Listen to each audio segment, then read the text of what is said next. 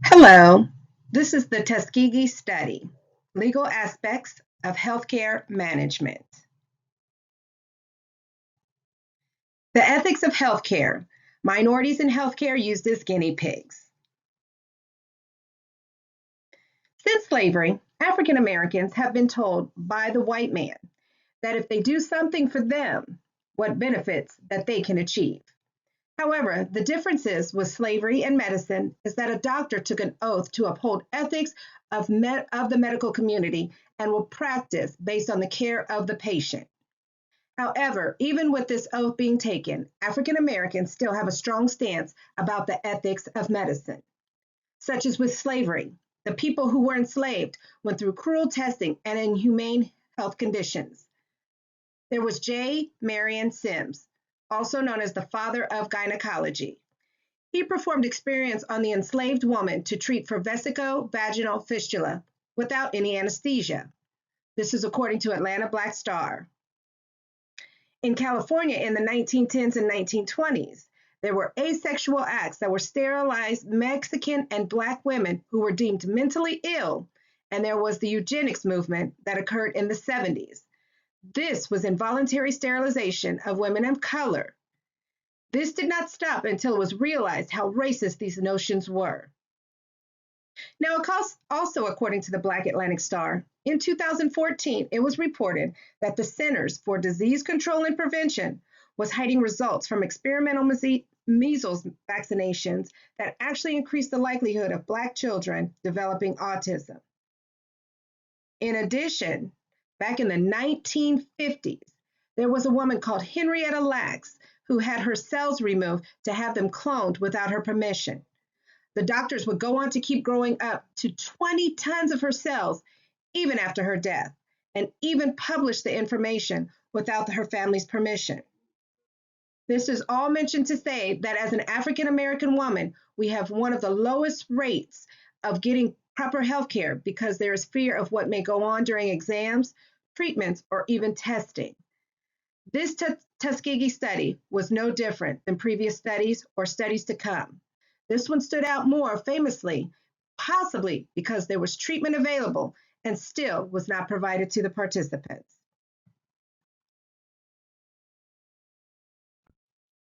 The background of the Tuskegee study was that in 1932, the Tuskegee Institute wanted to complete a study on untreated syphilis and wanted to complete this study on Negro males. It would initially involve 600 Negro males, and of those, 399 would have syphilis and 201 did not carry the disease. Now, the researchers completing the study advised the men that if you participate, the study was about treatment of bad blood. So the participants were advised that they would receive free medical exams, free meals, and insurance to assist with their burials. People stated it caused us much to rethink experiments and studies to minorities. However, unethical studies would still occur. Take an oath, do no harm. The ethical issues behind the study were there was no informed consent, there was racism involved, paternalism, lacked scientific merit, it failed to respect the autonomy of the participants, caused needless harm, violated the principles of non-maleficence, and treated the participants unfairly. An informed consent. This is the potential for participants should be made aware of the research by their consent. The informed consent was not sought by these participants, even as the study continued from 1932 to 1972 in Alabama and 1966 to 1987 in New Zealand. The adverse outcomes were detailed reports that were published prior to the study's stopping. Racism, prejudice, discrimination, antagonism by an individual.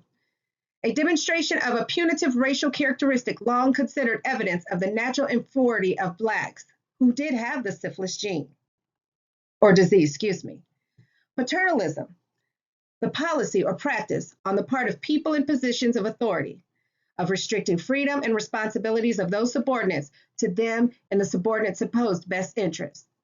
Participants were advised that the study would only last 6 months with the promise of the health care, food, and burial for their participation.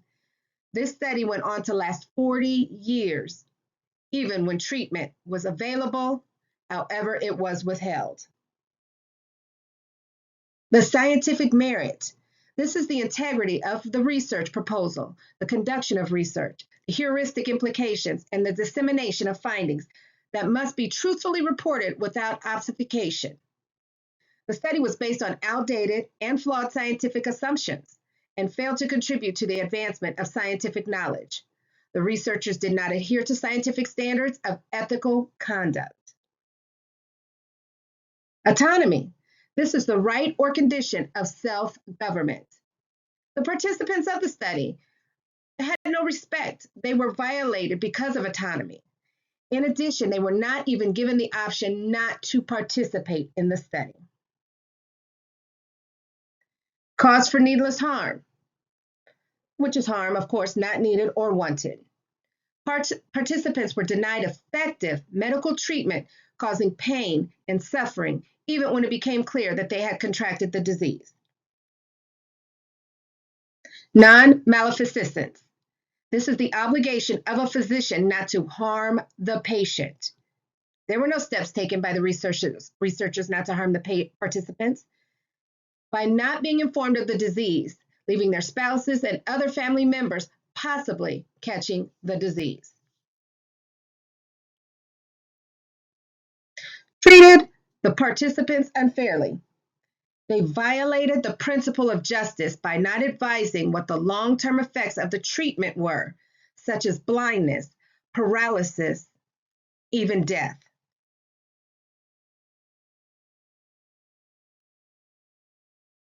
Now, the effects that it had on the Black community.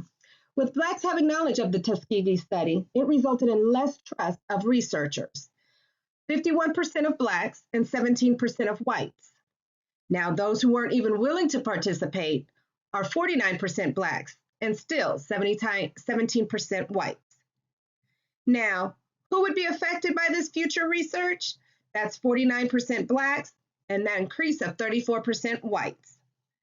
Now, when the details of the study were released, the life expectancy of Black men declined 1.4 years and was blamed on the study because they were apprehensive about participating in medical research.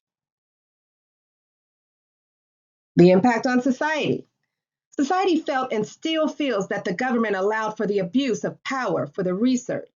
They allowed for men to be injected with the known disease, and even when there was treatment available, did nothing to intervene. So this affected many when the COVID-19 vaccination became available.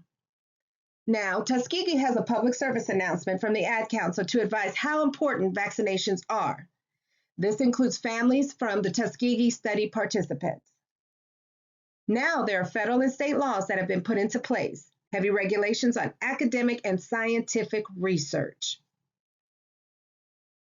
What's the impact on medicine? Researchers have found that when the information was provided about the study, this did cause an increase in medical mistrust and mortality among Black men.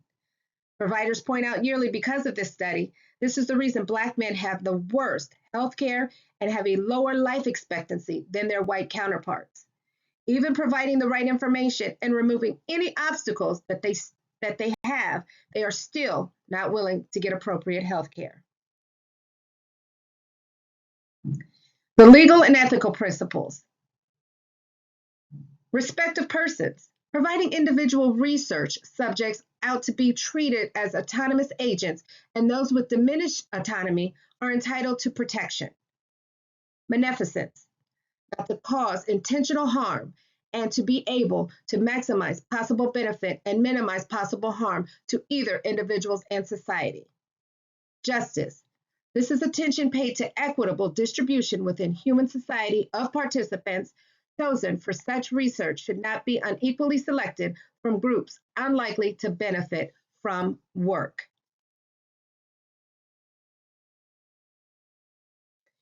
Basically, what this is telling us is that any type of experiment is a risk, whether you do get informed consent or not informed consent. However, with this particular research, with not allowing them to deem themselves not wanting to participate. This is what caused it to be so infamously around and stays in everybody's mind. Thank you. I'm Britt Ferguson. Have a great day.